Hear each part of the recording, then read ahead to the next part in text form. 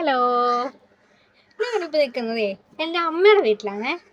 ഇവിടെ വന്നപ്പോഴത്തേക്കും ഞാൻ ഒരു കാര്യം കണ്ടു. ഇവിടെ ഉള്ളവർ പഴനിക്ക് പോകുമ്പോൾ അവരുടെ വീട്ടിൽ കഞ്ഞി വെക്കും.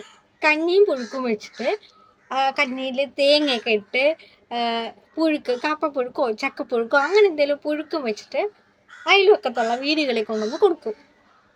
ഇത് ഞാൻ ഇവിടെ മാത്രമേ കണ്ടിട്ടുള്ളൂ, വേറെ എവിടെയും ഞാൻ പോയി ഇങ്ങനെ കണ്ടിട്ടില്ല. ആ കഞ്ഞി എന്ന് പറഞ്ഞാൽ നല്ല ചൂട് കഞ്ഞിയും നല്ല കപ്പപ്പുഴുക്കോ ചക്കപ്പുഴുക്കോ എന്തെങ്കിലും ഇട്ട് അത് ഒരു പാത്രത്തിനകത്താക്കി എന്നിട്ട് നമ്മുടെ വീട്ടിൽ കൊണ്ടുവന്ന് തരും. അത് കഴിക്കാൻ തന്നെ എന്ത് ടേസ്റ്റ് എന്നറിയോ. സത്യം പറഞ്ഞാൽ എനിക്ക് കഞ്ഞി എന്ന് പറയുന്ന സാധനം എനിക്ക് ഇഷ്ടമല്ലാത്ത ഒരാളാണ് ഞാൻ.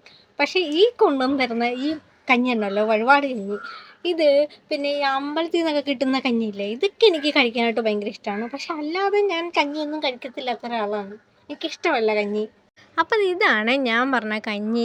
നല്ല തേങ്ങയൊക്കെ ചിരണ്ടിയിട്ട് കൂട്ടത്തിൽ ഒരു പുഴുക്കൊക്കെ ആയിട്ട് കൊണ്ട് തന്നേക്കുന്നത് നമുക്ക്.